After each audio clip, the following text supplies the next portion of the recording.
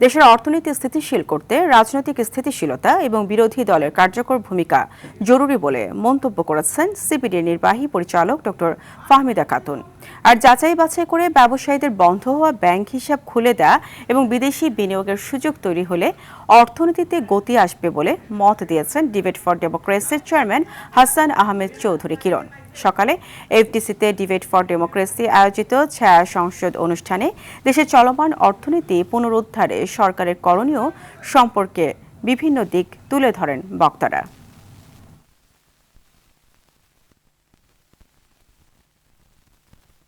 পূর্ব শর্ত হচ্ছে যে অর্থনৈতিক স্থিতিশীলতাটা অর্জন করা এবং এটাকে ধরে রাখা। এটার জন্য রাজনৈতিক স্থিতিশীলতাটা খুব দরকার এবং রাজনৈতিক প্রতিষ্ঠানগুলোকে শক্তিশালী করা, সংলাপ জনগণের সাথে যতটা সম্ভব এবং তার পাশাপাশি একটা গণতান্ত্রিক প্রতিষ্ঠান।